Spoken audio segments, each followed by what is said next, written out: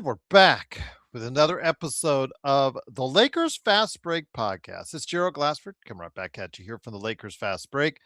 Pop Culture Cosmos, where we cover the latest news and trends in pop culture each and every week, twice a week, wherever you get your podcasts. On the latest Pop Culture Cosmos, Josh Peterson and I cover the best and not so best Super Bowl ads and movie trailers that came out yesterday for the big game. Plus, we'd also talk about Disney's new CEO and what would we do if we were given the keys to the Magic Kingdom and a whole lot more. So go ahead and check it out today. It's the Pop Culture Cosmos, wherever you get your podcasts. Also, as well, just want to mention that I also, as part of the Fan Arc Network, they've asked me to hop on to their channel, Lakers Latest, and I give you on Lakers Latest 15 to 20 minutes every single morning around 8 o'clock Pacific time, usually comes out. I go ahead and give you my thoughts on what's going on with the Lakers and also as well what's going on with the NBA right there for you. Quick 15-minute to 20-minute NBA shot, Lakers shot for you right there at Lakers Latest. I cannot thank enough all the people who got a chance to check me out over the weekend. 10,000 views this weekend on the stuff that I was doing for Lakers Latest and the Fan Arc Network. So I truly appreciate you guys checking me out. And thanks again for the Fan Arc Network for allowing me to be a part of what they're doing right there at Lakers Latest every single morning so far. I'm trying to do as many mornings as I can. So every morning, check me out on Lakers Latest. Also, as well, want to go ahead and give a big shout out to Daniel Berry Sports Highlights. Yo, always the man indeed. You're awesome. Go ahead and check out what he's doing today right there for you at Daniel Berry Sports Highlights, giving some great highlights indeed. Also, as well, want to go ahead and give a big shout out to DBSH with that super chat, first super chat of the evening. Pathetic game. Wasn't expecting us to win anyways. Well, this was the game I think the Lakers had to have of these two games because San Antonio is fresh tomorrow coming into tomorrow's game. The Lakers will not be fresh because they had a hard fought game today. Didn't quite work out the way that they wanted it to, but it is what it is. But Daniel Berry Sports Highlights, truly appreciate you being a member of the Lakers Fast Break for 16 months and that they didn't want anything today from Isaiah Joe, who looked like an all-star. Well, a key for them was the return to health for a superstar for them, Jalen Williams, as well. Can't forget that indeed. But yeah, hey everyone, how you doing? Hopefully this week will be better than the way it started off. But the Lakers coming into the All-Star break here at the end of the week had 3 key games and a chance to move up in the standings with a successful week. Would that happen? We would find out on Monday night to start off with as the Lakers faced off against the Oklahoma City Thunder. And, well, first half didn't go too badly as the Lakers stayed close enough within 10 points to go ahead and still, with a push, get back into the game by halftime. In that third quarter, though, halfway through, the Lakers went on a run and actually went up by as much as 8 points. But closing in that last part of the third quarter, Lakers got a little selfish. Played a little bit too much hero ball. Stop passing the ball around and distribute around to open shots. People taking, Austin Reeves, primarily trying to take over the game, and it didn't work out. And the Lakers lost that lead. And by the end of the third quarter, it was actually anyone's game. And in the fourth quarter, the Lakers, known for their clutch play, the best clutch record in the NBA, didn't get it done, as they didn't execute down the stretch on both the offensive and defensive ends. Too much hero ball again. Open men not getting the ball, or even when they did, in the case of Jake LaRavia, not hitting shots. LeBron not hitting shots on the outside.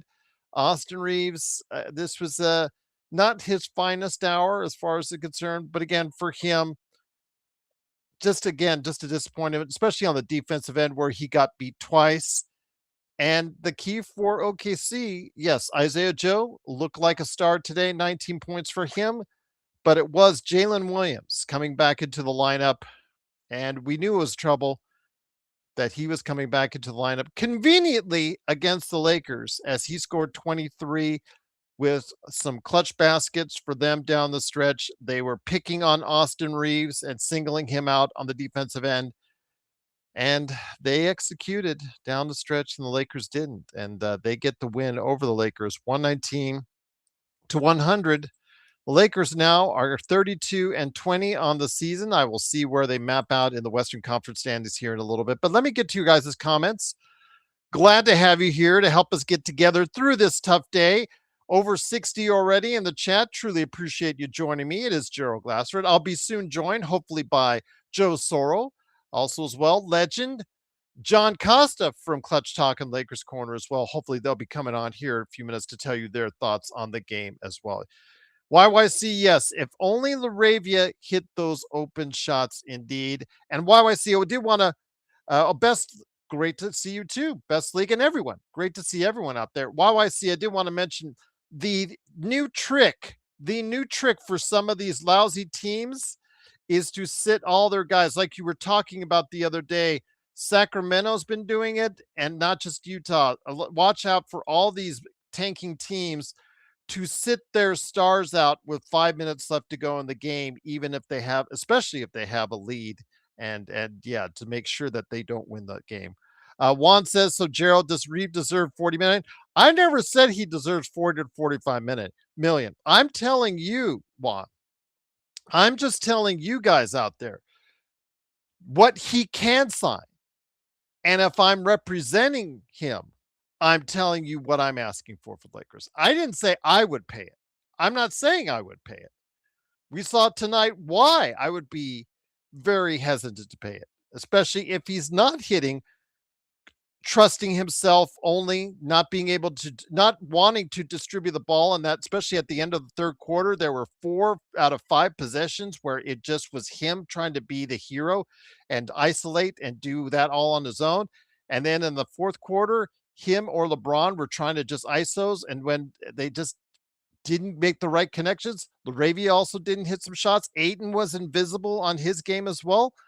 You know, there's a lot of blame to go around. It's not just Austin. It wasn't just LeBron. There's a lot of blame to go around when you don't execute down the stretch. So there's a lot of finger pointing, and should be a lot of finger pointing in the Lakers locker room right now. But the defense on Austin, where he got burned on 2 straight possessions by Jalen Williams, they singled him out and they executed, and the Lakers didn't down the stretch.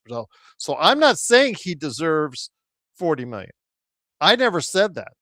Don't quote me on that because I never said that one. I'm telling you what he is eligible to get and ask for in the off season. I'm just telling you that. I didn't say I would pay him that.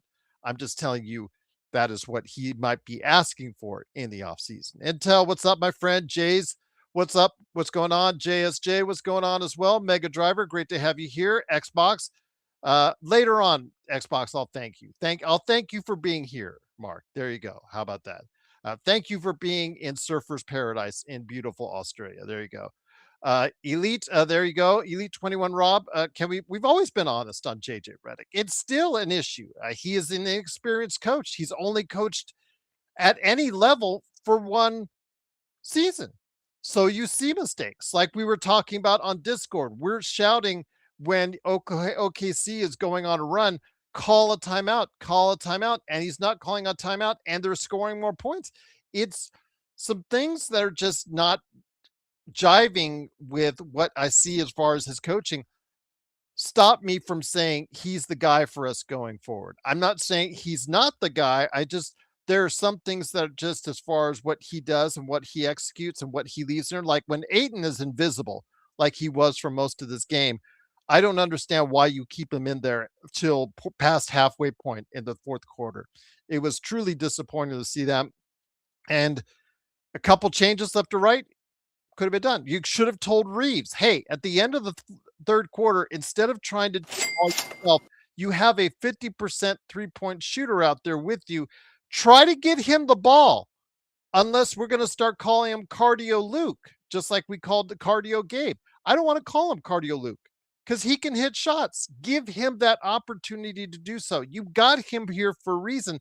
And if he's just running cardio for you, and if he's just going to be picked on the defensive side, what use of is he as far as I'm concerned? It's just there's got to be a better plan in place. And JJ is letting this hero ball happen at times, and it's just frustrating because the Lakers need to take smarter and better shots in that offense.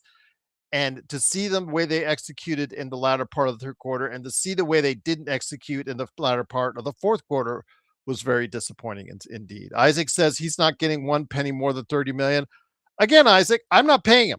I'm not again, I'm not advocating for him to get $45 million. But again, I just tell you guys what he's eligible for, and then you guys decide from there, in your opinion, what he should make. But it's days like these where he doesn't get it done on both ends of the floor is where you guys come obviously and say what you say as far as what he's worth. When he's gone and you guys are asking for him and big man, we sure wish we had Austin Reeves back, yada yada yada. Again, it's a catch 22. He does certain things very well, especially for an undrafted player. He has made himself into a very good player in this league, but he has a certain style of play, trying to get fouls. He's not the most efficient of shooters, but so he has to work on getting to the free throw line. If he doesn't get that, his game starts to show a little bit of cracks. And then on the defensive side, you saw what happened today because Jalen Williams took him at will on the last part of the fourth quarter, which was really disappointing to see. But it is what it is with Reese right there. Silver says Reese might deserve 40 million, but I don't know if he can do it for the 5 years he is wanting it for. He might have a sharp decline in a few years. Again, Silver, I would agree with you. But if I'm his representative, if you're his representative, what are you asking for when you go in that room? And it's just that simple. When you go in that room with the Lakers, I know what I feel I would pay for him, and it's probably very different than what his representatives are looking forward to as far as what's coming up this summer. And after performances like these, you start to see why it is of concern to pair him up for 5 years with Luca as that starting backcourt. I have concerns because you saw it today. If those two are not playing any concernable defense or any discernible defense at all, it is a concern for the team because you can see a team like OKC, which is reliant on SGA or Jay Will to go ahead and isolate and facilitate the ball from there and make the decisions. You can see what happens. They just find a weakness in Austin, or if Luca's out there playing defense, they find a weakness with Luca, and that could be a problem in a playoff series. But we'll see what happens. Again, this is not saying that the Lakers are doom and gloom right there for you, but it does show you sometimes what we say about what we really think about Austin as being a better option as a sixth man on a championship roster. Nick T says Caruso 10 times better than Rui. uh, would I fire JJ, Tony? If we come up with a better option, I would look for a different option because again, you want this team to take the next level, Tony. You want this team to go ahead and be at a championship level right away, sooner rather than later, because you have one of the best, sorry, Nick T, when I say this, the best talent or one of the best talents in the entire league and Luka Doncic. And I understand, Nick T, you don't agree with that, but I'm just backing up what the stats say. You don't have that many 33, 9, and 9 players that are out there. You build a team around him that best accentuates his strengths and best takes care of his weaknesses. And you have a coach out there that can do those things as far as apply the right resources at the right time. I don't know if JJ's that guy. Again, it's days like these where there are periods of time where he got outcoached by Mark Dagnall, or where there's a period of times where he's just too stubborn and leaves a player out there like DeAndre Ayton longer than he should have been playing out there. Or he just lets the guys go on a run. And you see that, we're screaming timeout, timeout, timeout. And instead, they're letting OKC score an extra basket or two on top of it. These are things that more experienced coaches may do differently that may be more beneficial for your long-term planning. So, Tony, I would reevaluate that position of coach. If Rob goes, I would definitely look into it as far as making a coaching change as well. But again, it's still up for debate. JJ again has to have a nice playoff run to make me think otherwise at this point. I really think that JJ needs to find himself and be able to coach and scheme a certain way in the playoffs in order for him to find success in the league with the Lakers. I think it's just that simple. But guys, I'm here for you.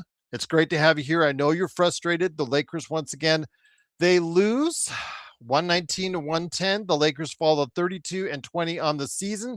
A chance this weekend to really get to a higher level as far as the third place was within reach of the Western Conference by the end of this week for the Los Angeles Lakers. The Denver Nuggets lost tonight, and really the Lakers had a chance to go ahead and get to that point where they could really make some waves in the Western Conference, and they chose not to. They didn't execute down the stretch, and you could say Luka's not there. Well, they didn't have SGA. They didn't have the SGA either. So if that's the case, you've got to go ahead and find better ways to win. The Lakers are now 8 games back in the Western Conference, 5th place in the Western Conference right now.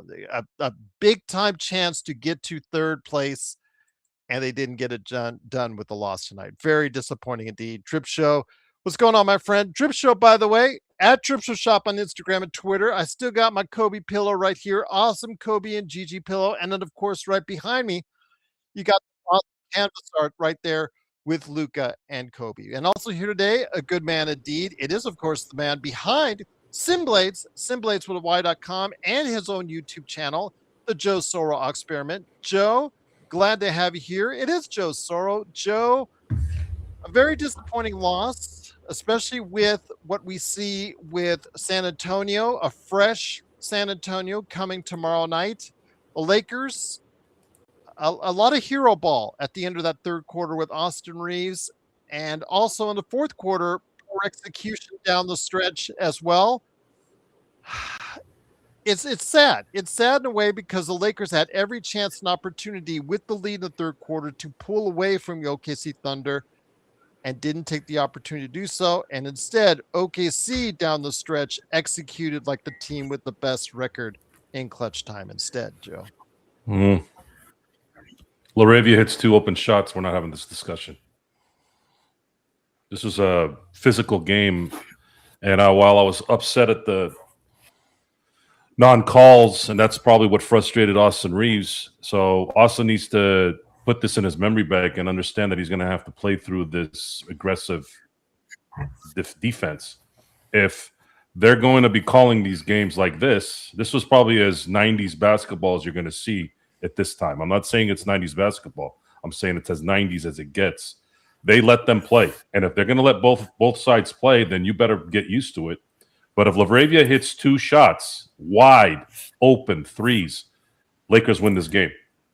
We're not having this discussion. We're not ready to throw Austin Reeves to the shitter.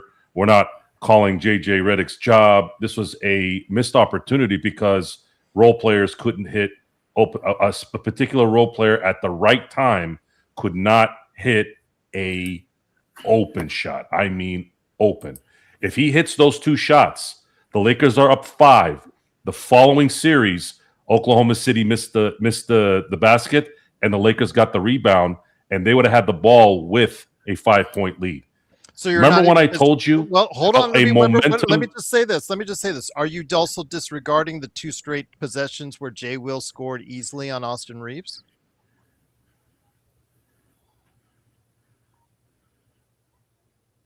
I'm just asking. Say that again. Are you disregarding the 2 straight possessions Jay Will scored easily on Austin Reeves? You're coming in and out, Gerald. I'm sorry. Can you hear me now? It's coming in. I see X's on you and Legend's connection. Legend, can you hear me? Yep, I can hear you. Okay. I'm asking. Well, Joe, can Go you ahead. hear us? I can hear you now. Okay. With 2 straight possessions, Jay Will scored on Austin. Are you discounting that as well?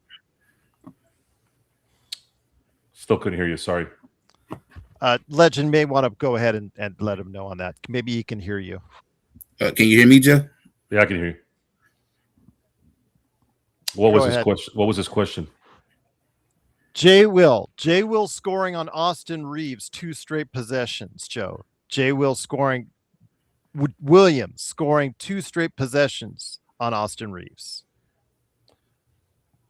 Well, I don't know what else to tell you other than if you think Austin Reeves guarding Jalen Williams is going to save you, that's probably not the way to look at it. No, he got burned twice in a row. That's what I'm saying. That's not what Austin Reeves does. Okay. I'm sorry. Let me come back. I can't hear the questions. Let me come back. Let me get it to Legend from I Got Next Sports Media. Legend, Intel Wild is in the chat. Truly appreciate him dropping the super chats. He said AR wants 40 million. Sorry, not athletic. Not athletic. Plays 0D. Intel Wild also said again with Austin Reeves that he's just very disappointed in his play as well. Austin Reeves, again, we talked about it on the Discord, and I appreciate you being on the Discord with us. This wasn't his finest hour. This wasn't his finest game. And again, this is not all on him. DeAndre Ayton was invisible.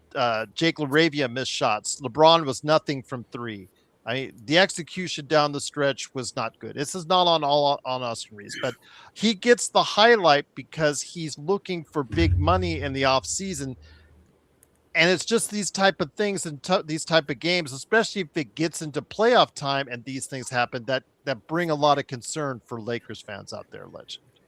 Yeah, this is why I'm kind of hesitant on giving him max money. Why I probably gonna stand 10 toes down that I wouldn't give him that max money, even though if I'm his agent, yeah, I would go out there and try to get that money, get what you can. But as a person, if I was in the office, no, I would not give him that, because tonight just showed this is what I'm more afraid of. What he's gonna do in the playoff time when you're not getting them whistle calls.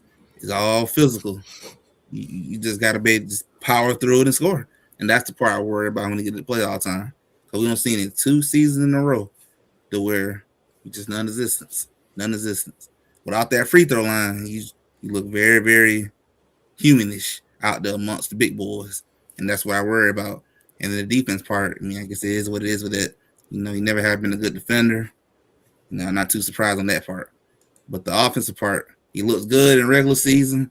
But when the referees put them whistles up, you look like you lost out there trying to figure it out. I mean, so that's the one of the things about his game is he got to improve it. Can't rely so heavily on that free throw line.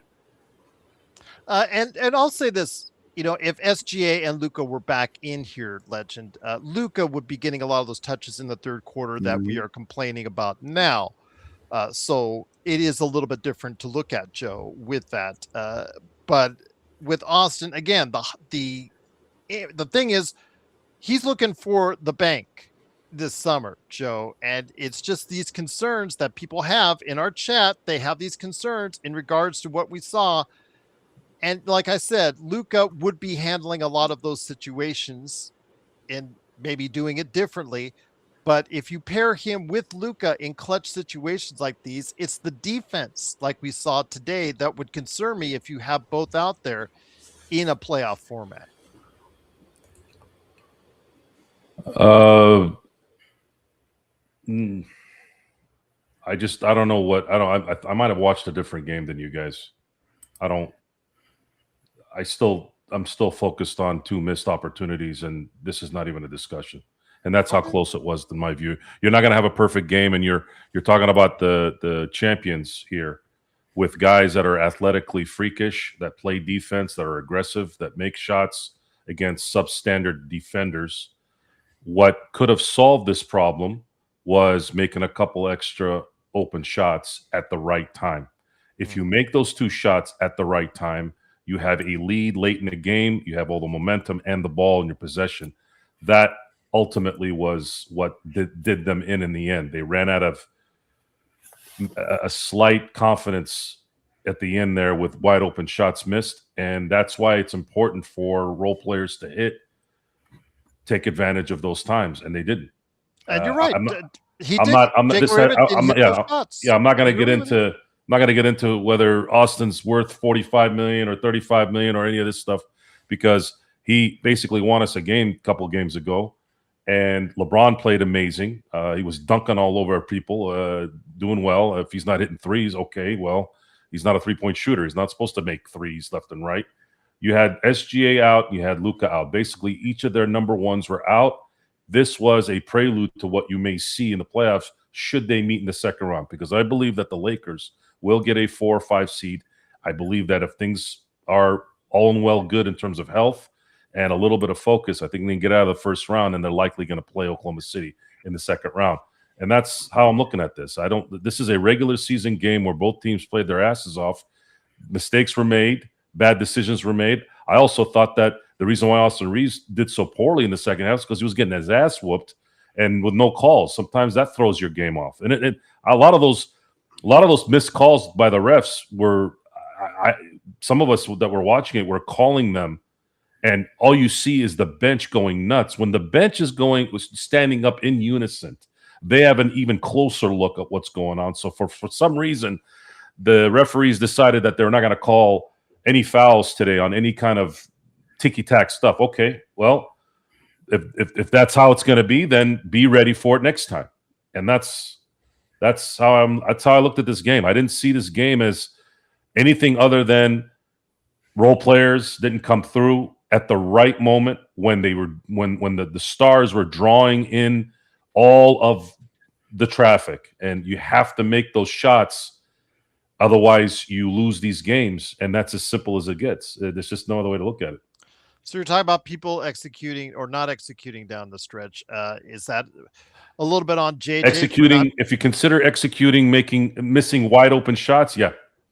Think about it. I mean, that whole 30-second to 60-second sequence where Laravia had wide open shots, it was 101, 100. If Laravia hits that first one, they're 103, 101. Then they get the ball back. He had the same open shot again. Likely would have probably gotten the same shot again. If he makes that shot, now you're looking at 106, 101. Then maybe Oklahoma City calls a timeout at that point. Maybe, right? Let's say they don't. Next possession, they miss a shot. Lakers get the rebound.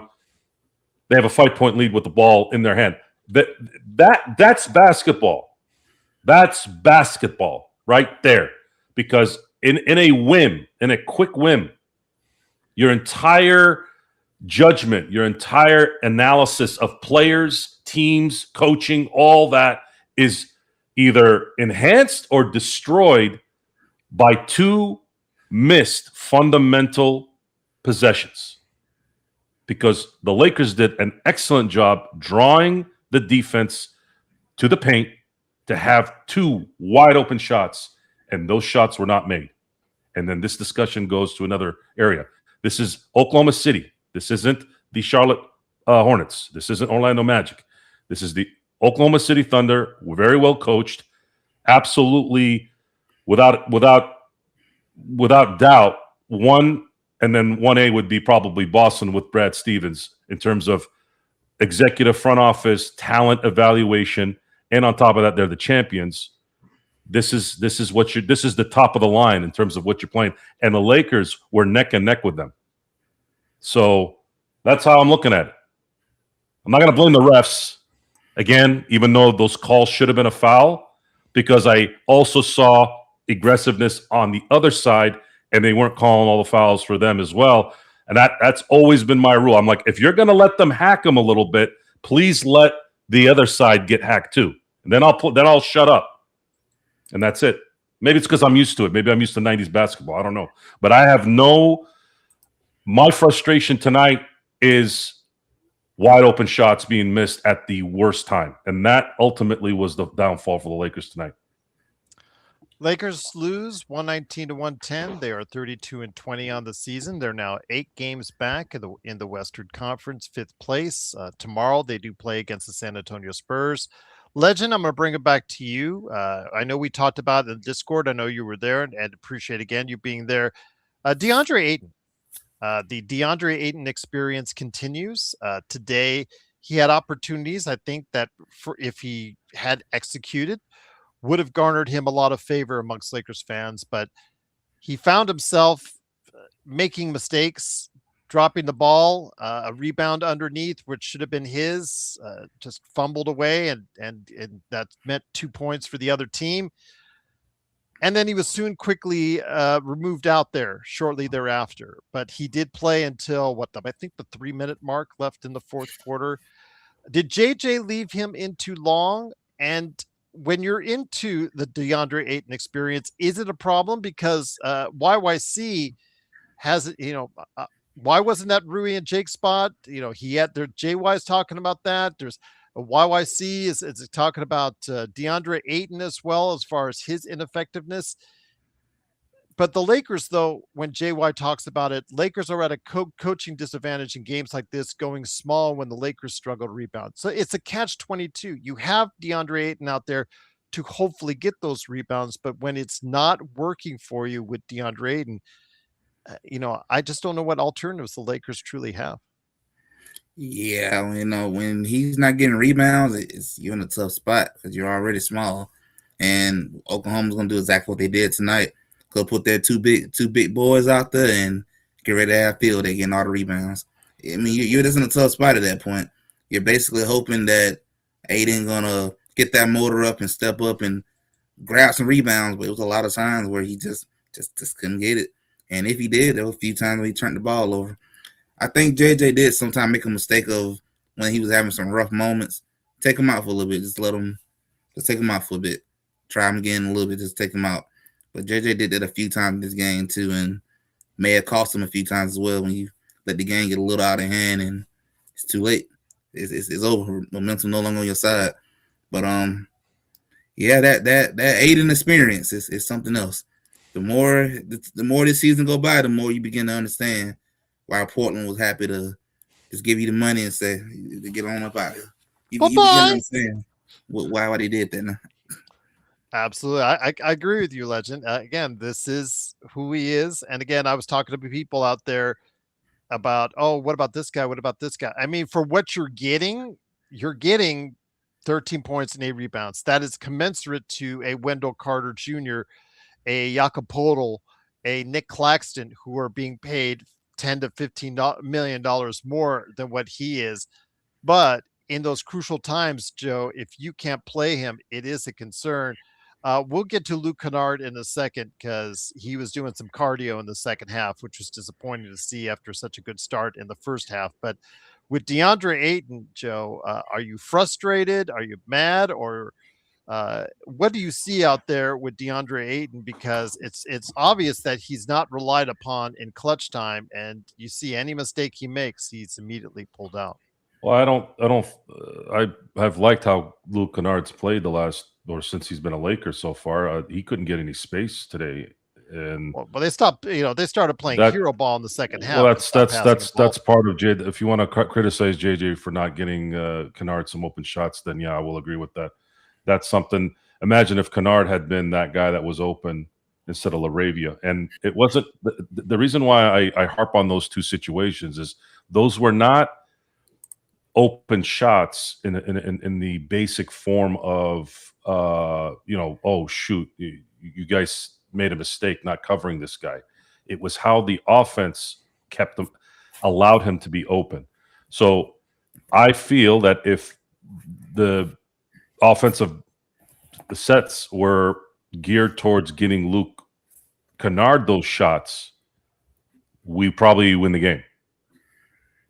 And that's a lesson that JJ probably looks at in the film tonight and goes, you know what? I'm going to try to I didn't get Kennard enough open shots. It could have helped us, especially in those moments. This is an 82-game regular season, and this is how you learn from your mistakes.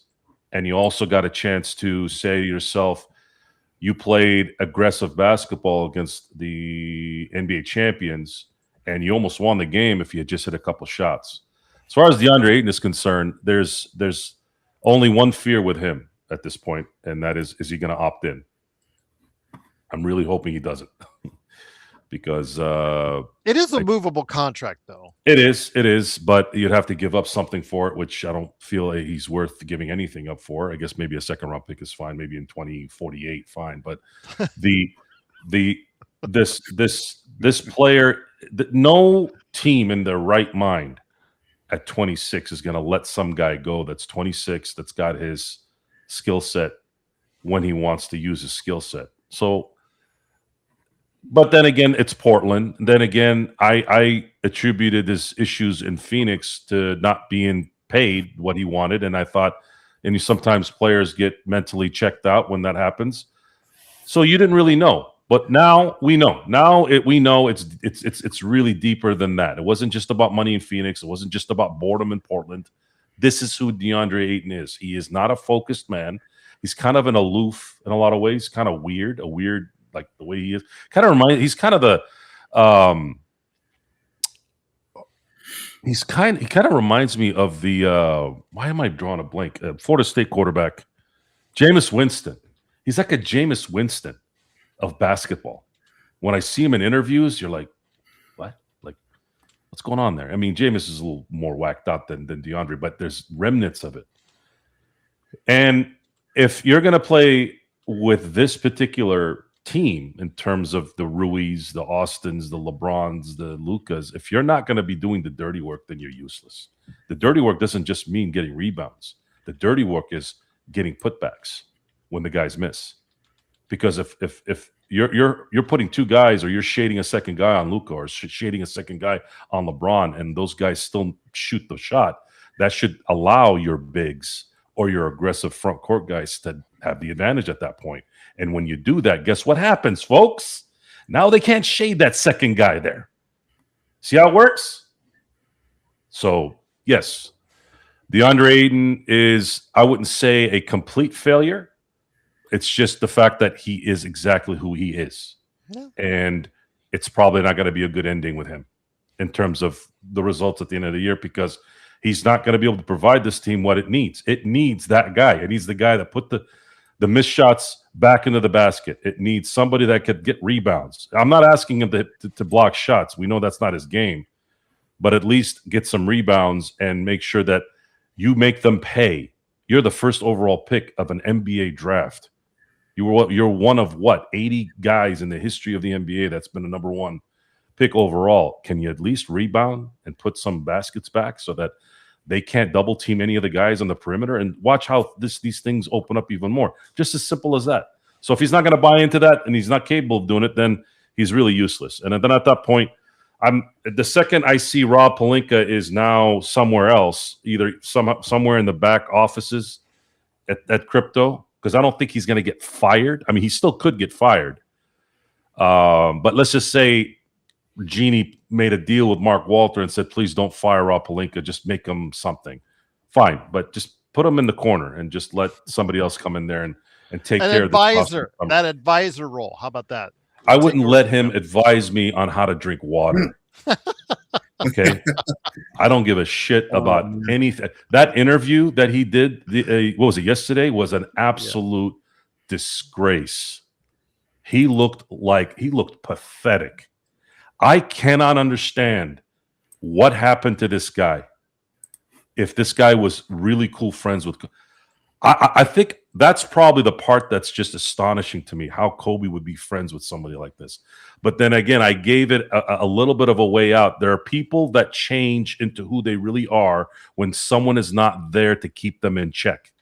And I think Kobe kept Rob Pelinka in check because Rob's that kind of guy. Rob is a face pleaser. He'll say and do anything to please you while you're in the room. But as soon as Kobe checked out, Rob became what he is, a buffoon. He just looks and sounds like a damn buffoon. And we saw evidence of it the first week he was on. He was the GM. We just saw it, that KCP press conference. I remember I was watching it and I was excited. KCP finally, because all the shit that was going on with him getting arrested and he was going to be on house arrest. Everybody was laughing about him having an ankle brace, something like that. I was like, what the hell's going on here, man? Can you just come and play basketball? And then all of a sudden he's talking about Manos above, Manos this. I'm like, what the fuck is Manos above? What? What the fuck is this guy talking about? And it's like that guy that's trying to be funny. He thinks he's trying to make a joke to be funny. Dude, if you're not funny, don't talk. Just do your job. And I think what could happen is if the Lakers flame out badly, then I think you could see a legit report of this guy's out, not instead of, well, he's slithering over here a little bit, kind of like how they did again with Nick Colletti and with the Dodgers when they bought the Dodgers. Legend, let me bring it back to you. And once again, the Lakers lose 119 to 110. They're 32-20 on the season, 5th place, 8 games back in the Western Conference. JJ Redick, as someone, again, I'd love to hear your thoughts, because as someone who is a fan of the Warriors and Hawks, you give a outside detailed perspective. You give an honest perspective, and you don't sometimes see it the way maybe Joe and I might see it, or some others out there see it, with a little bit of a tinge of purple and gold. When you see JJ and how he coaches, and you were there with us during the Discord on that, again, especially in that second half, against a coach who is brought up through the system, wasn't automatically given the job. He earned it in the G League. He coached for several years there. He coached for he coached for years there. He coached for now for several years, and grew his coaching skill along with the rest of the team. As the team grew, he grew along with it. Obviously, you saw the success he achieved last season, but when you see JJ, what do you see as far as a coach is concerned? I mean, because one of your favorite teams has Kerr, who's achieved the ultimate success on several occasions. How do you compare when you see a guy like JJ Redick and how he coaches his team? I see someone who is still learning. He still makes a lot of newcomers' mistakes. Someone who still got a lot to learn. But I give him credit. To me, I will say that he came a long ways. He's still improving. But to be in his second year and somebody who never coached on a pro level or collegiate level, let alone even high school, he done good. He has done really, really good. And I will say that maybe he might need a little more time. And I think being as a Lakers head coach, it's hard. That's a hard job to take. Probably one of the hardest coaching jobs in the league to take. And for that to be your very first coaching job, that's rough. That's tough right there. So I would say, he's doing the best he can, but he's making a lot of mistakes as well. And, just like tonight, he kind of got out coached. That's what happened in last year's playoff. He got out coached by a more experienced coach. He's still learning. But in a Lakers organization, you just don't have time for newcomers like that. You need somebody who is ready to go. You're trying to win. So we'll see how long he still be a LA Lakers coach. Joe, the newest addition to the Lakers is Kobe Buffkin, who has been tearing up the G League and was on a 10-day before, but quickly fell out of the rotation with JJ. And most people thought, okay, well, he quickly fell out of the rotation. He's not going to get an opportunity. Did get an opportunity. He was signed for the rest of the season and a team option for another season. But I want to bring you to what was said earlier today by JJ in regards to Kobe Buffkin. JJ said, there's a lot of factors that go into the signing of Kobe Buffkin. The buyout market, I'll just be frank, because I did this when I was working in media, is very, very rare, very, very, very rarely produces a player that impacts a team's playoff chances. It just very rarely does. The second part of that is you got to make sure the guys, if you're going to get a buyout player, you got to make sure that guy's healthy, that guy's ready to play. Kobe has a certain certainty. Kobe has certainly earned a spot in the NBA by the way he's played for South Bay. There's also factors of, are we going to able to keep him in our program? So there's a lot that went into it. We feel really happy that we got him on the roster. And then you come out and you don't play him a lick. So, do you agree with what JJ did and not playing him at all after hyping him up like that? Or, what's the process when you bring a guy back into the mix and you don't utilize him at all in the games? Because I see that in the chat as far as where was Kobe Buffkin? Where was Kobe Buffkin? You just signed him. Again, I mean, how do you see it when he doesn't utilize a guy coming like that off the bench that could give you some quick points because he's done so well with the momentum that he's gained from how he's playing in the G League?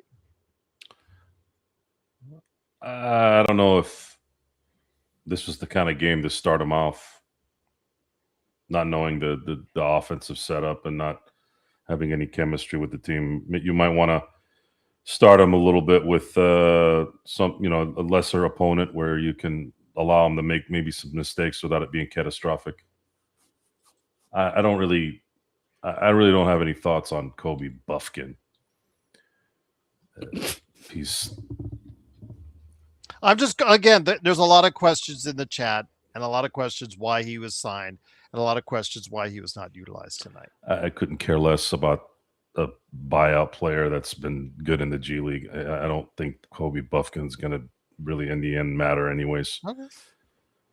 And that's not to downgrade him or to degrade him. I'm not. We're here talking about DeAndre Ayton, who's a first overall pick of an NBA draft, who actually has skill and height and physical attributes that should make him an all-star, to be honest with you.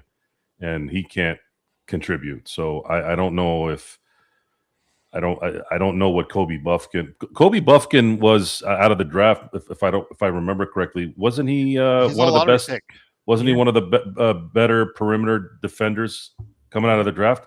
So where he can benefit this team is learn the ropes a little bit here in the next week or two, and then just be Marcus Smart. Try to be Marcus Smart. That's what's going to help. Because if he's in there for about 12 minutes a game, let's say, and he can help a particular lineup with at least having some semblance of a perimeter defense, that's where he could surprise. That's where he could be valuable. But if not, then it is what it is. You can't really use him.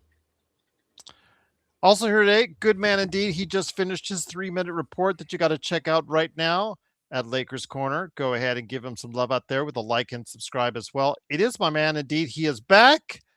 Hopefully, as far as a peaceful time, as far as it's concerned, no fights with Black or Ihema or anybody like that, because I haven't seen them in a couple of days.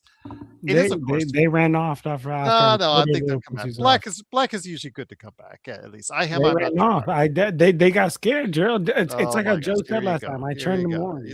Watch, Black will be here in the next second. Say, "You talking about me?" Yeah. It is, of course, my good friend, Mr. John Costa. John, great to have you here. Lakers lost, didn't execute down the stretch. A lot of reasons why that we've gone into as well. Your thoughts, though, again, the major source of conversation in the early part of the chat, from what I'm seeing, and again, I'm trying to correlate this from the chat, is the way that Austin Reeves played a lot of hero ball at certain points of the game. And I saw that too. In the third quarter, at the end of the third quarter, he played a lot of ISO ball that maybe could have been better suited as far as more of a team play, or at least try to go ahead and create some pick and rolls with Jackson Hayes when he was out there. But fourth quarter, they chose on the OKC side in straight possessions to target him on the defensive end. And I think that when it comes down to it, again, if we're going to see this type of performance from guys in the playoffs like these, especially if they're not going to call or get the calls that the Lakers are hoping to get, like in a playoff format, they will get less calls. Does that mean that there's going to be less effectiveness for a guy like Austin Reeves? I mean, I feel like if you've been watching Lakers for some time here, I feel like you know that's what happens against the elite teams come playoffs. Now, one thing that we have seen, if you're also a Lakers fan, is we've seen Austin year over year continue to elevate and continue to get better as a player. But that's our biggest qualm as Lakers fans, is like, okay, will he get targeted by the elite teams come playoff? And tonight we seen just that. But I'm going to be honest with you. I mean, I think I can speak for everybody here. None of us thought it would happen differently. Like we all know the great offensive, powerhouse that he is and he is becoming, but we also know the defensive shortcomings that he has, in that by the elite teams that it would get, it'd get targeted. And I think that's kind of what happened tonight, to be honest with you. I think that we did a good job throughout the game of staying in it. Granted, no Luca for us, no SGA for them, but we we stayed in it, I think, very well. But I think what separates the great teams and the elite teams, or even the good teams and the great teams, is that consistency of like keeping that pace throughout the entire game. And we saw OKC kind of kept it up come that fourth quarter, and ours kind of dropped off, or it just honestly dropped off throughout the game. Like in that second quarter as well. Like I blame that second quarter drought and that terrible defense we were playing in that second quarter as well. And I mean, like I said, you see the difference between the OKCs that can just kind of keep it at that steady pace all game long. That's what makes teams great, Gerald, is that consistency right there. So with that though, also Joe and I and Legend were talking about the DeAndre Ayton experience continuing. Jake LaRavia not hitting shots this time around when given the opportunity. 2 straight threes that he missed. Three actually. Three. You're right. Three. LeBron 0-4 from three. Down the stretch, I think he airballed one in the second half and also missed another in the fourth quarter. Just some of the choices of shots and some of the execution of shots is left to be desired. Is this something that maybe JJ can fix, or is JJ the right coach to fix all this? Man, I don't think for LeBron's sake, I don't think that, to be honest with you, because, and this is something I've been saying all season, the second JJ got hired, I don't think it was a good idea for him, first of all, to go to the Lakers as his first coaching gig. Second of all, go to the Lakers and LeBron James aging. But even more than that, we all know that this man got this job because LeBron put in a great word. They did the podcast. They had that existing relationship, which is great. Hey, networking is a great way to get opportunities in life. I'm actually going for a promotion right now within my job, and networking is helping me majorly, right? So nothing against networking, but I think that it now puts JJ in a position to where, are you gonna hold LeBron James, the man that kind of fucking got you the job or was a big reason to getting you the job? Are you gonna hold him accountable? Are you gonna get on his ass when you need to get on his ass? And honestly, truthfully, I don't know if I've seen JJ do that enough, to be honest with you, which is, I think, one of the reasons that's always going to be able to hold him back as a coach. Is like, you can't just not give a fuck or not be as hard on one player just because he got you the damn role versus somebody else. So to answer your question, Gerald, I don't think that JJ is the right one to fix that shot selection, because to fix terrible shot selection like that, you need to come down hard on these guys. And I don't know if he's ready to come down hard on these guys, especially, our guy LeBron. That's right, our guy LeBron, indeed. Which I was going to bring back to Joe Soro. Joe, that's, as was mentioned, missed free throws, didn't look good from three, just some execution skills down the stretch. But Gerald, hold on. Yes. Don't leave, okay? Don't leave. I'm about to go to my mail and I'm about to pick up something that Drip Show got for me. Okay. Don't end this live. Don't worry. I'll let Joe keep talking. That'll keep us on. That's great. All right, I'll be right back. So with that, Joe, I got LeBron. With LeBron, not executing at 100% himself, a lot of questions have come into play in regards to him. I will say that you have to give him a little bit on the slider because of the fact that he has been asked to run the offense more in the absence of Luka Doncic. In that absence, he is was 15 turnovers in 2 games, and today I think was 3 more turnovers. So that's 18 turnovers in 3 games. Your thoughts, my friend, on LeBron, his performance over the course of period of time? The Lakers have won despite of it, but it's been very sloppy in execution. But it's a necessity we have because, again, when you don't have Luka commandeering the ball for quite a bit, you have to rely on other people. I thought they were fine today. I thought they played hard. I thought the offense was running decent. It was good. It was a good basketball game until missed opportunities happened late in the worst times. That's it. That's all it was. I didn't see the same game everybody else did, maybe, in that there was criticism of things that were, other than Aiton being a chronicle just lazy player. I thought everyone else did their best, played hard, and certain role guys just didn't make shots. And that's it. I'm just not taking. I didn't get anything out of this game that made me feel like I didn't see something I didn't like. So what you're saying is that a team that is admittedly one of the best, if not the best, at execution, record-wise, they're the best in executing in the clutch down the stretch. I mean, the reason why the Lakers are 32-20, one of the big reasons is the fact that they have been executing down the stretch in the last 5 minutes of games better than anyone else in the league. Today was just not one of those days. And again, poor execution on both sides of the ball. And had they done just a couple things differently, you're just saying that that was the difference in the game. Is that correct? Yeah. Okay. If Luka had played tonight, without SGA there, this would have been a win. Okay. So you have San Antonio coming tomorrow night, fresh, sitting in the hotel watching this game. What do you do to try and recoup, to try and get a win from them tomorrow night? Put in the effort that you had today by everyone, and maybe those shots go in tomorrow. LeBron is, I think, the only one that played a lot of heavy minutes. I'm not sure if they're anticipating him probably sitting tomorrow. I don't know, but Austin only played 29 minutes. Everyone else was under 30 pretty much, except for maybe Rui. So just keep doing the best you can here at this point. I wish I could see a split here, but I wouldn't be upset if they went 2-2 before the All-Star break. It is what it is. But you're including the Saturday game as well. If I'm JJ Redick and I'm in that locker room tonight, I'm like, all right, guys, you saw what playoff basketball was a little early for those of you who don't know what it is. And while we don't know that's how they're going to officiate in the playoffs, assume it will be that way.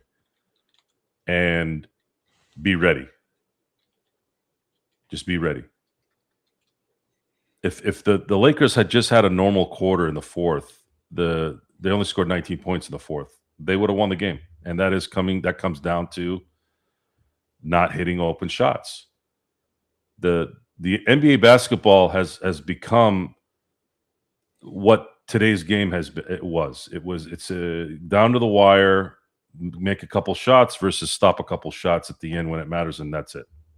The only problem is this team has too many deficiencies in the margins. LeBron is too old. Vanderbilt has too much deficiencies in the important areas that you need him. That came up to and JJ Redick his good play. Canada took it. Yeah, down. JJ took him out at the right time. I remember thinking when he was struggling with certain things, he took him out right away. So that's why JJ's paying attention to things. Whether it works out for him every time is never going to be 100%. He's doing what he can, and Marcus Smart's been playing very well the last month. Very, very happy with what he's doing, and Rui's doing what he does. Again, the guys that they have serve a purpose, serve a certain talent to the game, but the Lakers need to tighten a couple things here and that, and it probably won't take long if you have a competent player personnel guy at the end of the year. Okay. I have no doubt that they can fix it pretty quick. It's just a matter of somebody who knows what they're doing. Because you got the pillars there, man. You got them. If you decide to sign, I still would tell Austin, go see whatever you feel you're worth.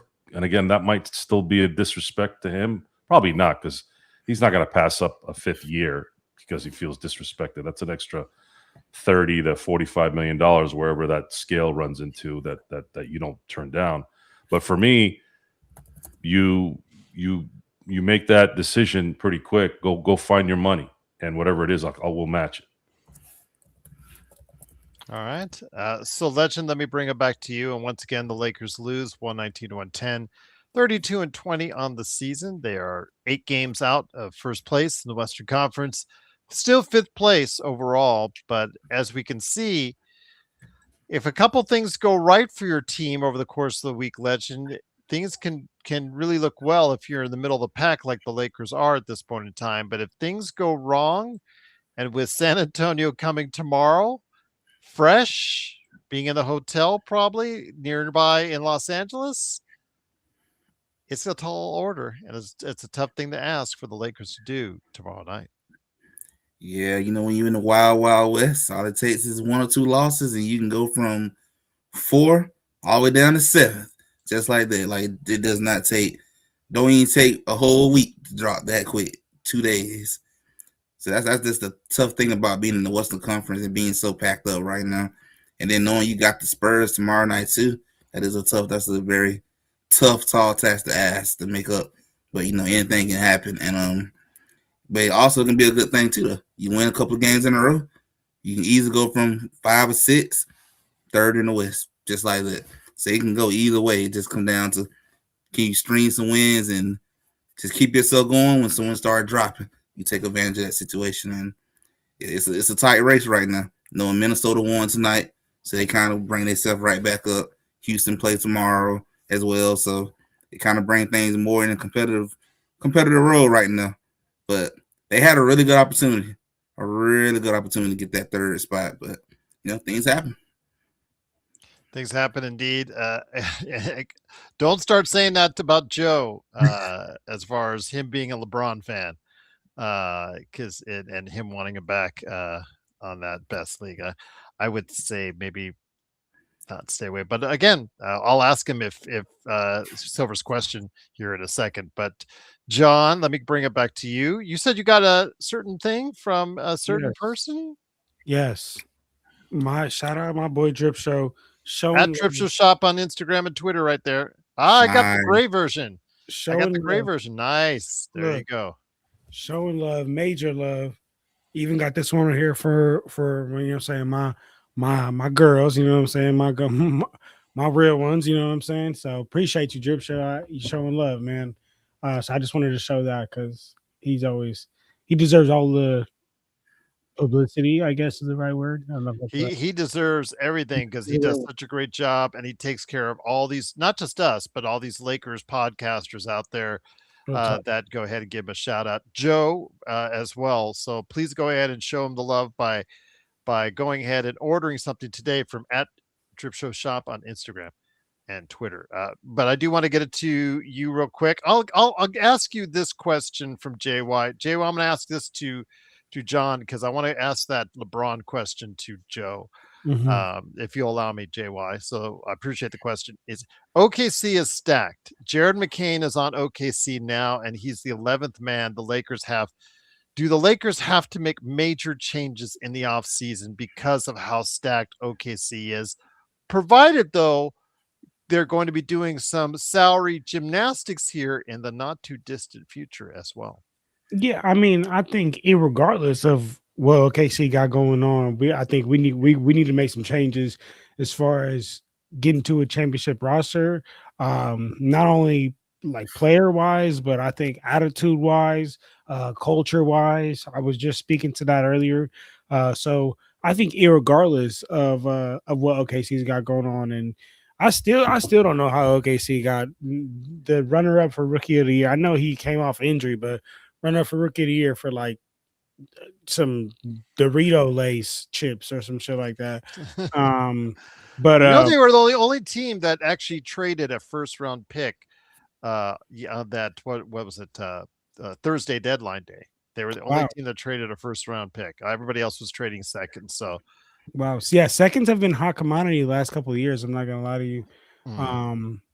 But yeah, so to answer JY's question specifically, I think we're gonna need to make some changes. Period. To be able to compete in the stack-filled West. And I mean, when you look at OKC only getting better, the rich are getting richer. even more urgency for us to make some more moves. Drip Show. I don't know if you were just on here, bro, but I just showed major love to you. Shout out to you, bro. At Absolutely. Trip Show Shop on Instagram and Twitter, everyone. Please, if you want shirts like that, right there at Trip Show Shop on Instagram and Twitter. Let me get it to Joe right now, though, as far as the question to add on to that, as far as that building that you talked about, John. It was asked in the chat about LeBron James, Joe. I know have been very clear on wanting him to move on from this organization and his son along with him.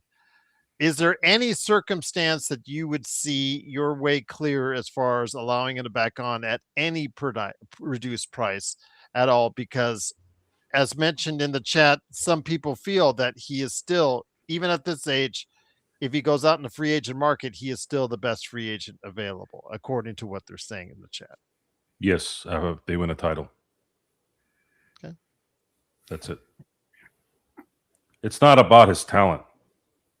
It's about the atmosphere, the energy around him. It needs to change.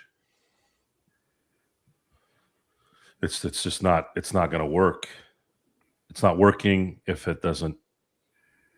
It's not working. And as of right now, we're going to find out the last year here if it works if it can work one last time, and if it doesn't, it's just time. It's time because that money and that focus needs to be on building a team around Luka Doncic. That's just what it is. Moving on from Joe Montana and just putting Steve in there, guys. Joe Montana is great. Joe Montana played another 2 years of amazing football, but we have the guy now that's taken over, and we have to focus on that. I think the Brett Favre one might be a better one than the Steve Young one. Yeah, Brett Favre versus Aaron Rodgers. Aaron Rodgers sat for 3 years. So the last 3 years, this is what has been the result. It's been getting swept in the Western Conference Finals, losing in 5 to Denver, losing in 5 to Minnesota.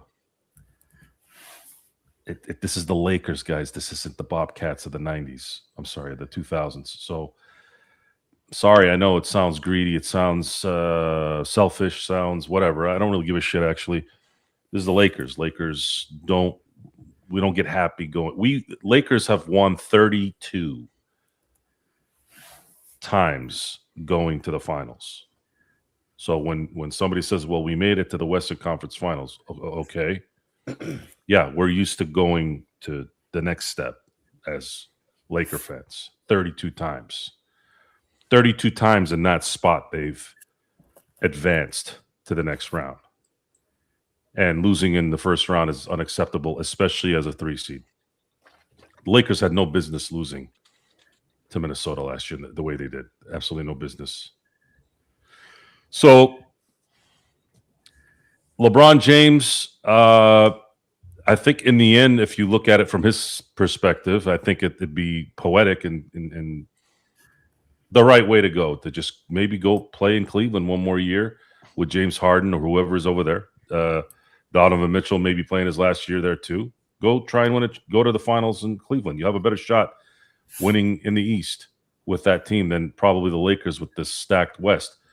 And maybe he announces his retirement. Maybe he plays. Maybe he wants to play 25 years. Maybe Cleveland will give him a 2-year deal. I don't know, but the Lakers need to use this offseason and the following offseason, and this is my timeline. This is the timeline that I'm predicting that it's going to take for this team to be a perennial title contender for the next 5 to 7 to 8 years. That is, get this thing set up this summer, in the right direction, and then have the kill shot. And that kill shot could be just depth next year. If they somehow manage to get Giannis in the summer, they still need to build around Giannis, a Giannis type player, and Luka. The following year, you have another draft where you can draft somebody, and then you can get some free agents, maybe trade for somebody you want, whatever. And then you go into 27, 28 for the next 5 years going, all right, guys, we got the team that's built for Luka Doncic and whomever is there with him, and let's go win championships. Legend, let me bring it back to you, my friend. Tonight was an interesting night in the NBA. It was fight night. I didn't even know it was fight night, but somebody said it was fight night tonight in the NBA. Not one, but two interesting little mix-ups. Isaiah Stewart is about ready to lose a lot of cash. As soon as I saw Detroit in the headline fight, it was like a sixth sense. I said Isaiah Stewart is somehow involved in this, For sure. and it could not have been a better sixth sense. He had nothing to do with the fight, yet he still immersed himself in it, and he's going to get suspended more than anyone. Not Duran, not I forgot who the guy was. Bridges, I think Bridges on yeah. Charlotte. Isaiah, the NBA hates when players come off the bench and start and do shit. That's like the worst thing. Too. He knows this. Yeah. We remember this. Remember when B. Shaw, his foot touched the line and he was suspended for a game? Mm-hmm. Like, seriously, NBA really touching the line? Really? Just amazing how stupid the simple things are for human beings. It just amazes me. But Isaiah Stewart did not step on the line. He's a habitual line stepper. And he habitually lost probably about maybe 5 game checks because he loves to be a tough guy. See, NBA basketball players are not fighters. A lot of people know that. Shaq, I remember, had a clean shot at Brad Miller and whiffed while Brad Miller was looking the other way. But it's worse now because the second you throw a punch, you risk losing millions of dollars.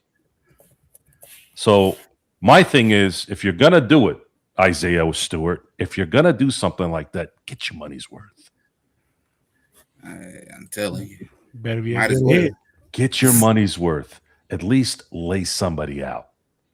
And then not Atlanta, like knock them out. Minnesota Like too. Maybe slap them or clothesline them to the ground. Something. If you're gonna be stupid all the way. Now, Joe, if you're gonna hit somebody for that much money, you gotta knock them out. If you MMA Washington, no. If you knock them out, you're Kermit Washington. I can understand not knocking somebody out, but slapping somebody in the face, basically bitch slapping them. At least at that point, that's on TV. That's on YouTube forever. You can really embarrass the shit out of that guy. Especially if you do a backhand. The backhand is the best. Oh, the backhand is the most degrading slap in human history. That's why when you see those old movies, especially with Bond, when Sean Connery was Bond, he always used to do that to the ladies. They used to get a kick out of it. But in the 80s and 90s movies, they would do that, right? The thug and the woman, and then here comes the hero. I'm not sure how you would phrase it that way. Well, I'm talking about the movie, Gerald. I don't know. I don't do that in my personal life. I hope not. Thank goodness. Yeah, my fist is the size of my wife's face. I don't think that would work. Jeez. I literally put my fist next to my wife's face. I'm like, man, this would be a bad day for you. So, Legend, there was also a fight with your team, Atlanta, against Minnesota. Your thoughts on that as well? Well, not quite as serious as the wannabe Malice in the Palace, which wasn't, but your thoughts on what went on with Atlanta and Minnesota as well. Oh, I said, them boy been in Magic City and got the alcohol before they got to this game. Oh, I'm talking about. I know they had that in them right there. But yeah, they got their butt whooped. So, I mean, if you're gonna do all that, at least win the game. Well, the thing was that we were all, when we watched the highlight of it, and we were watching it on Discord, the first thing we pointed out, hey, is that Gabe Vincent? He was right in the middle of it. And the thing was that John, he's still doing cardio. Of course, he's still doing cardio. 19 minutes, 2 points. He's honestly still doing cardio. Luke Kennard's first 2 games, you could say, has already been about more than anything gave us all year long. So not just all year. You could add in check in last year if you want as well too. But they didn't do anything with him in the second half. Yes, they played tighter on him in OKC, but when you're playing iso ball as Austin Reeves and LeBron at times in that second half relied upon, it makes it easier to guard players or shooters because you're not running plays where you're trying to get them open because you're just looking to go ahead and get some yourself. Yeah, I mean, it's simple basketball, Gerald. You breaking it down to where a 3-year-old can understand, just like that, right? Simple basketball, and the amount of looks that I'm guessing you're referring to Luke Kennard that he's going to continue to get is Well, wow. again, it worked in the first half. He played a major contribution to them as far as any kind of success the Lakers had in that first half because they were passing the ball around. It seemed to be distributed a little bit more evenly. But in the second half, they were a little bit reliant or more reliant on the ISO ball, especially with Austin Reeves at the latter end of the third quarter, and then both Reeves and LeBron looking for fouls, especially in Austin Reeves' case. And he got so frustrated, he got a T over it as well. When you play that ISO ball, there are issues and problems with it. And the fact is, it just makes it easier to guard everyone else if they know that you're going to have that take. If John, if you have the ball and everybody knows that you're going to take the shot, it's a lot easier to guard those 4 extra guys. 100%. It's a lot easier for the help side defense. It's what I like to call predictive defense. Who's gonna, who the only true playmaker on the other team is, and you're gonna play defense. You're gonna lean it. You're gonna bring your help side heavily over on his strong side. So as far as that, yeah, I think that's not good. And I think in Luke Kennard's position, though, Gerald, I'll be honest, I think that he'll be able to not only get up shots when the ball is swinging, but he'll also be able to get up shots more when Luka and LeBron are here together, just off sheer. Oh damn, Luke Kennard is open right here in the corner because the defense is paying so much attention to Luka, and then now the defense is paying so much attention to like a backdoor cut and Braun. Oh shit, Luke Kennard's open right here in this on this corner. So I think those looks will naturally come to him more. And to your point, in that first half, this swing of the offense. I do want to mention Legend had to leave. He's on the East Coast, and it's he's 2 a.m. in the morning for him.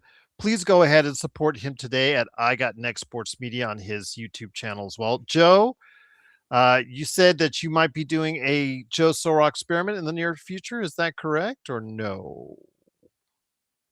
Yeah, I was planning on doing something tonight, but my day went a little longer than normal. But I'm gonna probably have something here the next day or so. Okay, no worries, no worries. And then, of course, the game tomorrow. It's a little later, 7:30 p.m. start time. Normal start time for us on the West Coast. So look for that as the San Antonio Spurs come in fresh as a daisy against the Los Angeles Lakers. And our Carino, let me put it back to you real quick, Joe. I think you said it earlier. If the Lakers give that same kind of effort, our Carino was asking for, as far as what would count as a good showing by the Lakers, even if they lose, if they give the same kind of effort as they did today, because the effort wasn't the issue, it's the execution as far as today is concerned. You and I both agree the effort was at least there for the Lakers today. Yeah, if they learned from today's game in terms of physicality, I know it's going to depend on how the officiating is called. That plays a part, but that's the beauty of being a good team, is adapting. You go from playing, let's say, the 80s Pistons, the 80s Celtics, to playing the 80s Lakers, right?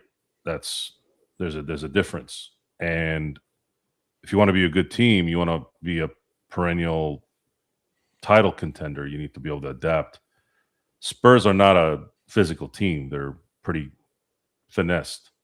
And I would take advantage of that in the sense of think of it as a physical game and test it out, see how the officiating is. If they're ticky-tacking all day or in the first quarter, then go in a little bit more finesse the rest of the way and just keep the effort like you had tonight. There was a lot of effort tonight, and I really believe this is one of those games where when you don't get certain calls or the balance is a little off, sometimes that can frustrate you and take you out of your game. Learn from that.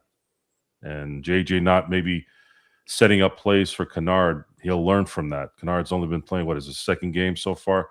These are all fixable problems if it's taken care of, if it's looked at. And hopefully they can get out of this with a 1-1 between these two teams. Absolutely, indeed. John, you've got a great channel yourself with Lakers Corner. What you got cooking there, and what you got cooking ahead for the All-Star break, possibly as well. Yes, sir. Check me out, man. I have Lakers Corner on YouTube. I do 3-minute game recaps right there on my shorts tab. You'll see I do with the highlights. Talk about why we won, why we lost, kind of what happened. Please do also check me out on Instagram. It's Lakers_corner. Just got to 7,000 followers today on Instagram, so let's keep growing on there. TikTok is Lakers_corner24, and then Twitter's at the Lakers Corner. But besides that, appreciate you guys. And then for All-Star break, I will be actually the weekend after All-Star break. I'm gonna be in Joe's hometown, so let's see if Joe's cool enough to hang out with me. You're gonna be in Temecula?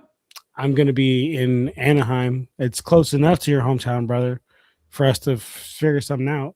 So, all right, cool. The February 22nd, I'm gonna be out there.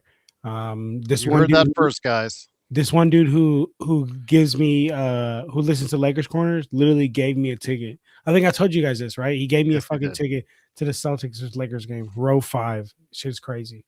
That is crazy. I mean, again, our viewers have been great. You see what Drip Show has given us. I've been given jerseys. It's just great when people appreciate the work you do. Feels good. It really feels good. Indeed, absolutely. I need to figure out what this guy does for a living though, because we seen these tickets are expensive. So I'm gonna get to know this guy at the game. I'll give you guys an update. Best League says the Kennard trade was a waste of a second-round pick. Do you agree with that, Joe? I wouldn't agree with that. I would not agree with that at all.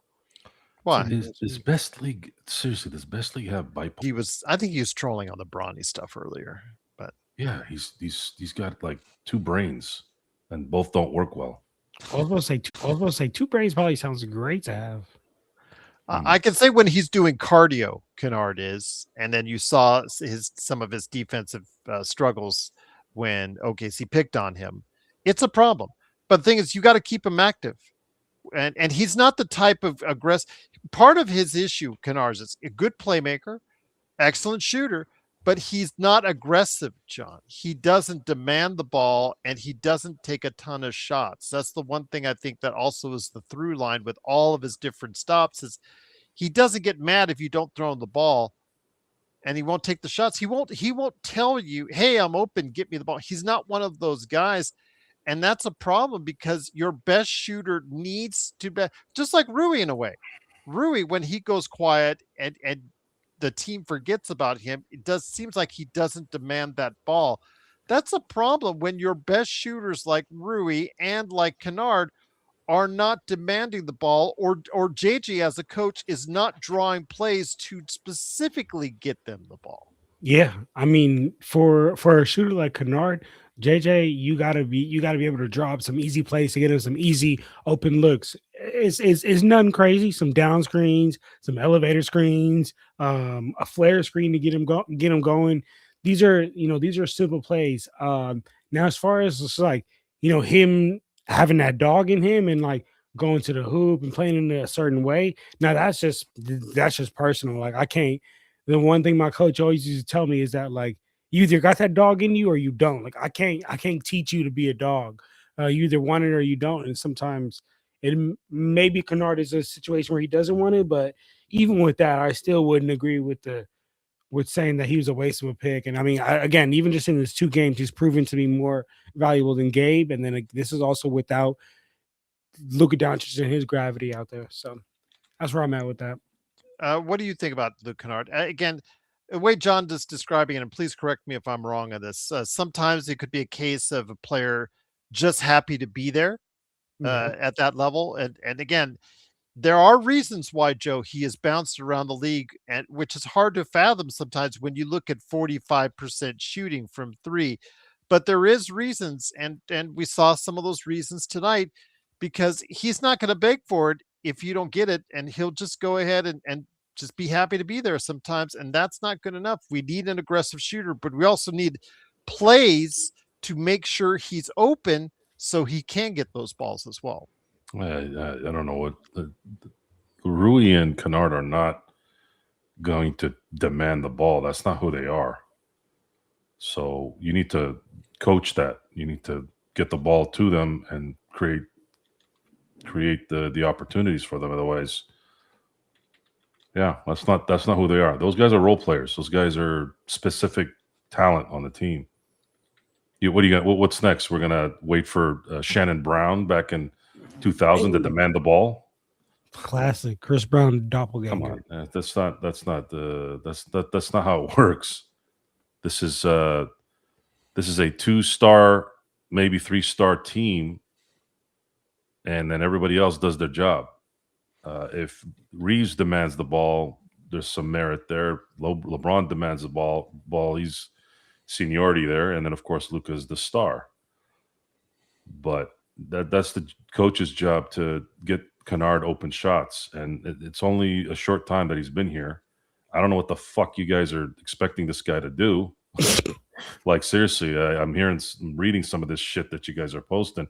Oh, we're not going to win a championship without Kennard. Oh, really? That's the assessment you have for a guy who's a shooter, a role player shooter? Really? Like that's what you were expecting for him to just come and turn into Ray Allen? No, you guys are out of your mind.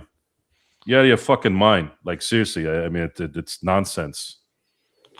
Tonight's game was not a game where people weren't playing their asses off and JJ wasn't coaching his ass off. What happened today is guys didn't make shots and JJ didn't adjust a couple times here and there in the sense of maybe having a better opportunity. But how do you know?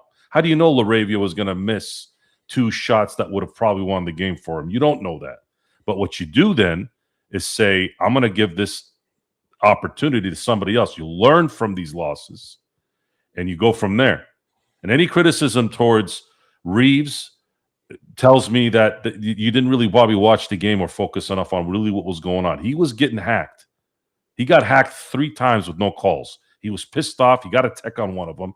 And a lot of those were momentum shifting calls too, by the way. If we get the call in terms of the Lakers, then who knows where this would have been. But won't they do also not call that in the playoffs? I don't know. Probably not. Maybe not. But then that's a good thing that this happened today because you'll learn from it. Look, if they're going to let him play like this, okay, you better adjust. Just like a strike zone in baseball. If you're getting the outside corner, if they're calling a strike on the corners and it's a couple inches off the plate, you better freaking adjust. Otherwise, you're going to strike. You're going to continue to get frustrated by that. This is the human element of this game. It's part of the mental game. You have to adjust. As far as the only player tonight that's been consistently disappointing to the worst area is DeAndre Ayton. If DeAndre Ayton gave a shit tonight, they might have won as well. Because they would have gotten those rebounds. They would have gotten those putbacks. These guys were missing a lot of shots in the third quarter. And missing a lot of shots almost all the way through the fourth quarter. Then they start making them the last couple minutes to put the game away. Because that's what champions do.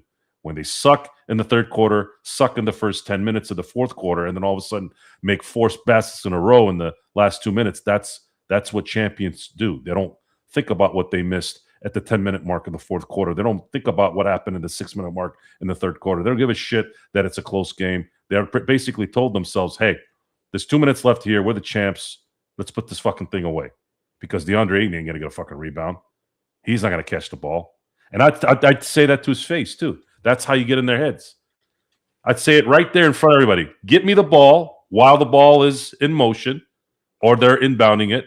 This fool ain't going to do anything. That's how I would be. Maybe it's because I grew up in the 90s and 80s, right? But that's how I would talk.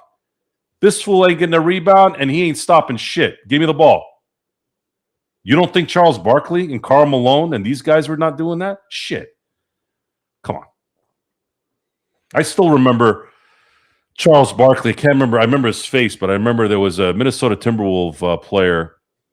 He needed to hit both free throws to tie the game, and I think there was maybe a few seconds left in the game, so it probably would have been in overtime. He walked over to him right before his first free throw, and he goes, "You're going to miss this free throw, so don't think too much." And of course, he missed. Right here, guys. This right here. This is the most important weapon to have. And then if God gave you the skill set and the height and the athletic ability to play at this level, then now you're how many basketball players play in the NBA? A lot. 450, 480, I think, to be exact. I'll close 480. There's only 480 basketball players when they're playing at the same time, right? 30 teams, 15 a roster. 480. There's 8 billion people on the planet, guys. Shit's crazy. So I'm going to close out this conversation with you, John. We started the conversation and was started right away with people saying, as far as what Reeves might be asking for in the offseason, et cetera, and we got a glimpse in the previous game as far as the highs of having Austin Reeves of your team. And today we got a pretty good glimpse of what it looks like as far as the lows of his, of Austin Reeves when he's not getting the calls, when he's not getting those fouls, when he's not getting to the line, when he is a player out there asked to go ahead and facilitate and run the offense. Your thoughts, my friend, because again, the Lakers will have to make some financial decisions moving forward, and Austin Reeves will be at the forefront of that.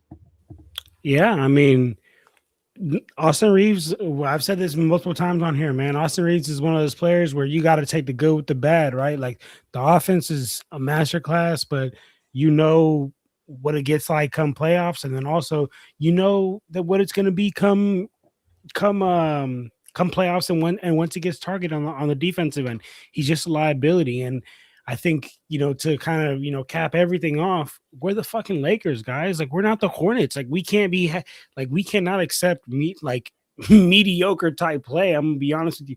We cannot accept a player that can only be so good to a certain point, right? So I feel like as Laker fans, you gotta.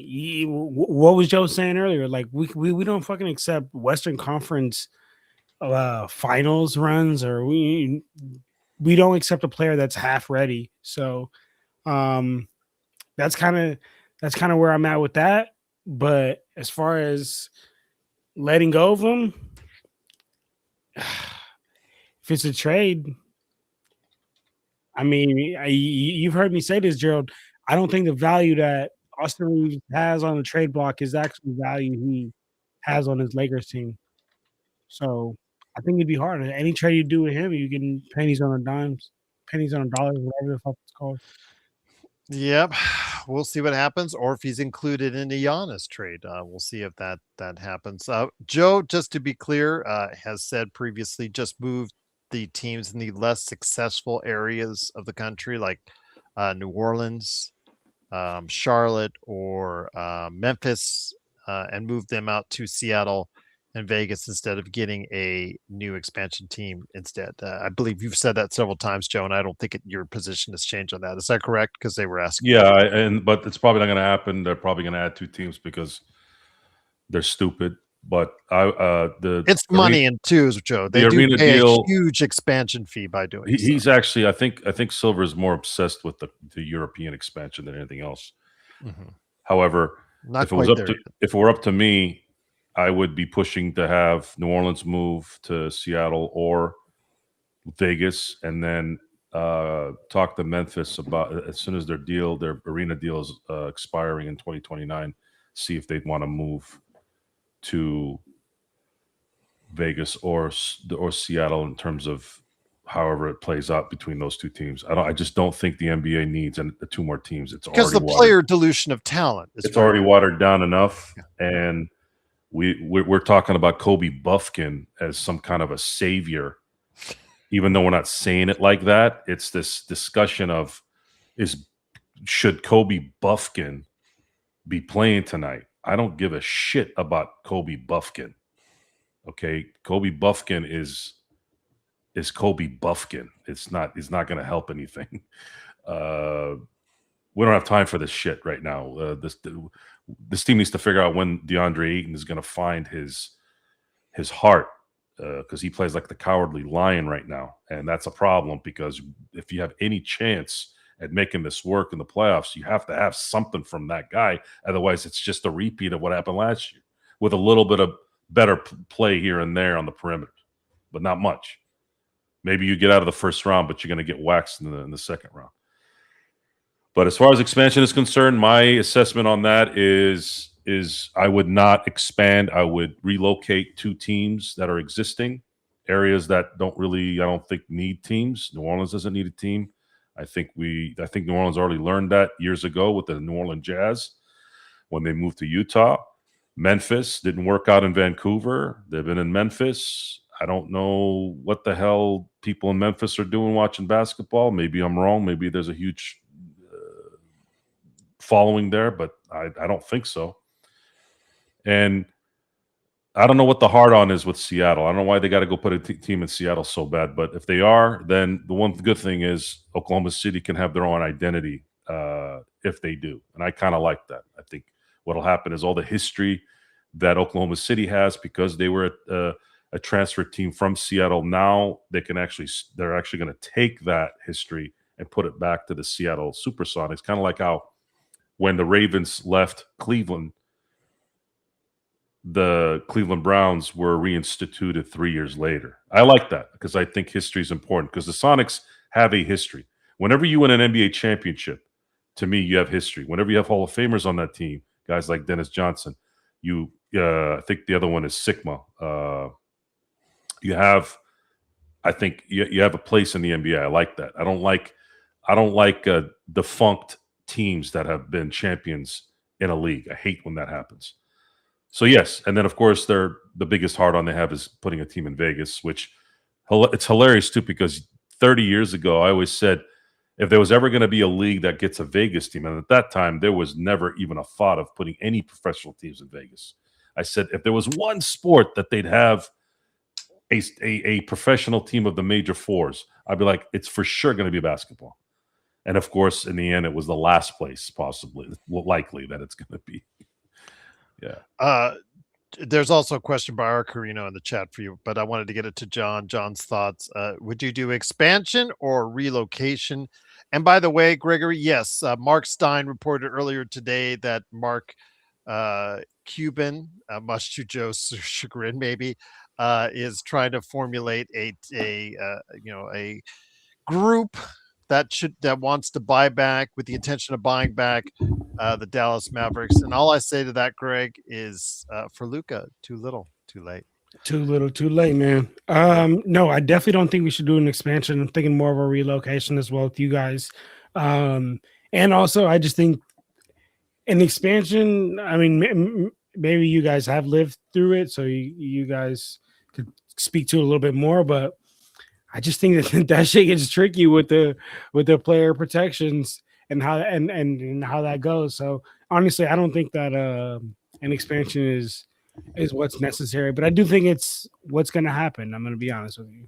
It's some money. Remember, there's a fee that they paid just to get in the league, and that fee has been rumored to be right around $500 million.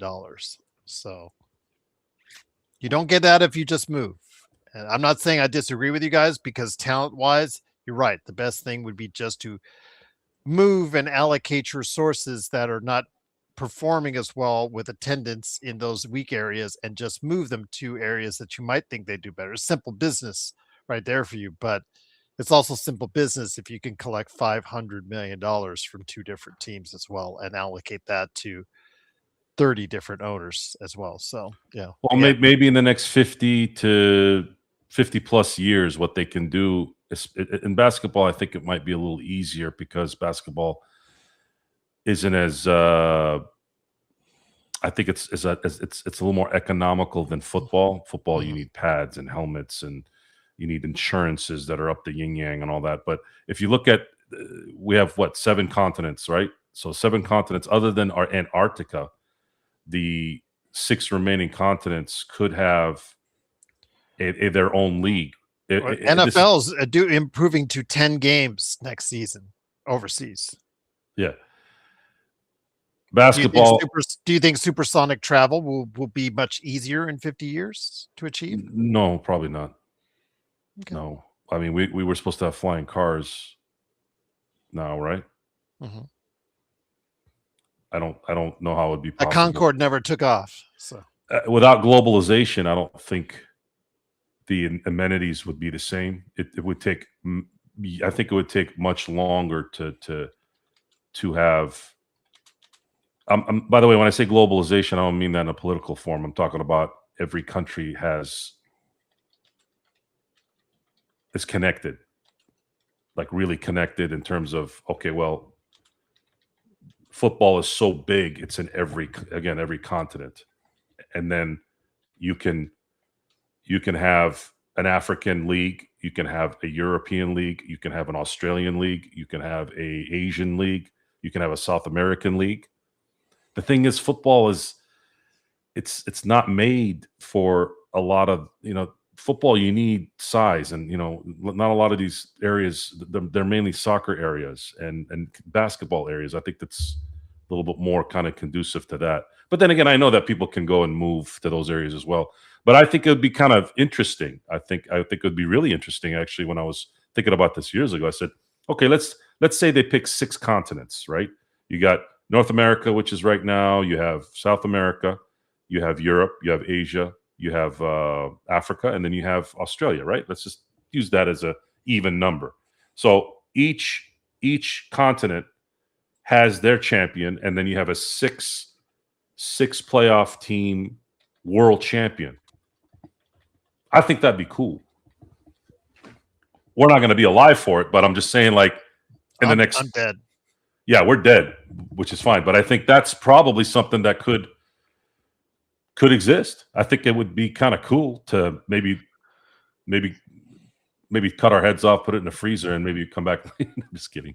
YYC, I'm going to tell you like this. It's because you're asking, is the hockey team in Vegas more popular than the NFL one? And then I'm going to close everything out because I got to do a Lakers latest for tomorrow. Lakers latest on YouTube. Go ahead and like and subscribe. But YYC, the hockey team, it came here as an expansion.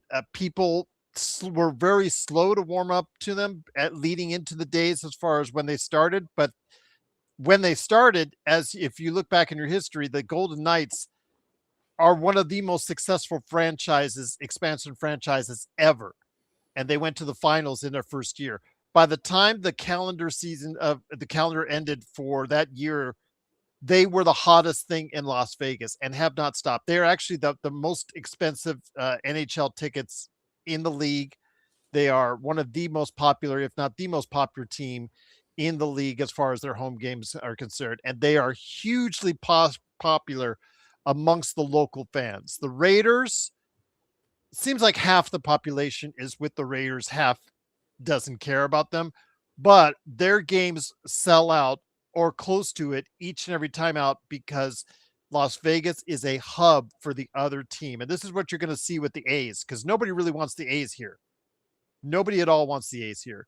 It's cost a lot of money to both taxpayers and tourists, which has helped drive the prices down as far as the population down, as far as that's coming in, the tourism that's down, because it's more expensive now than ever to be in Las Vegas or to visit Las Vegas.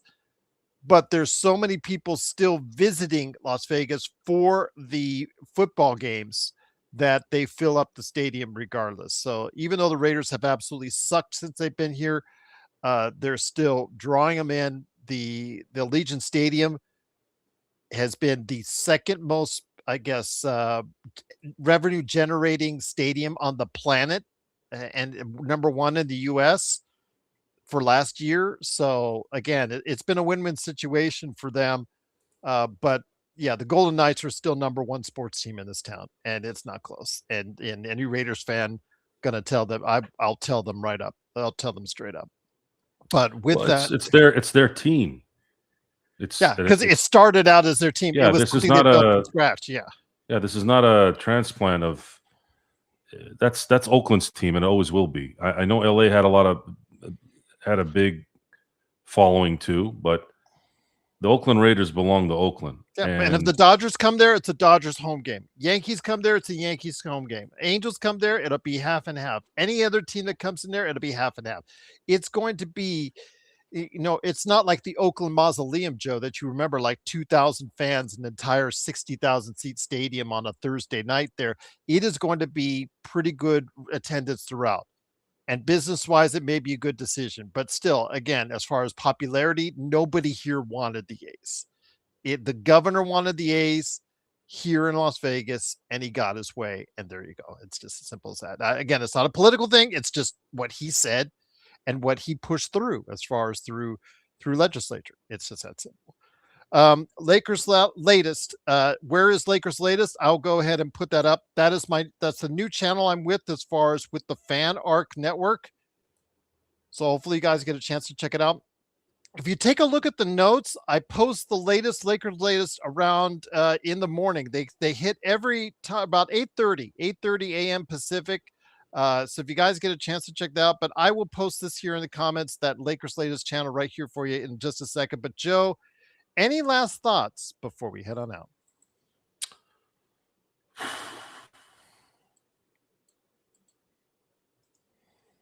No.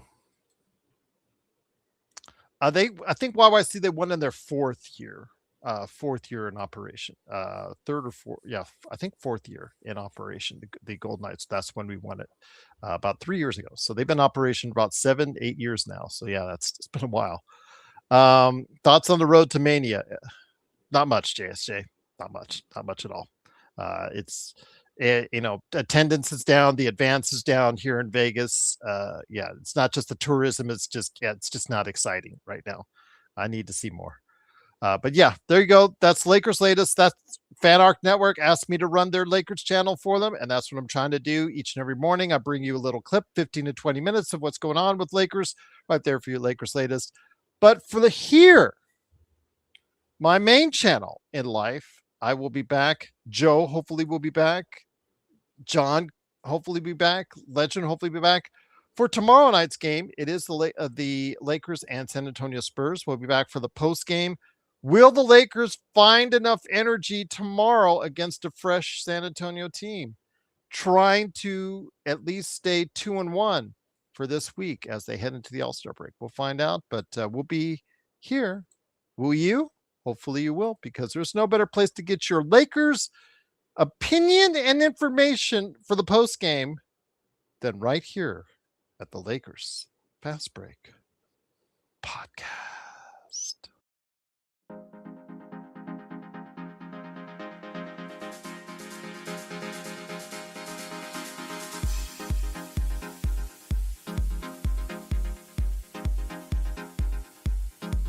Super Bowl was fun. Boring. I did like the Instacart commercial. That was hilarious. Yeah.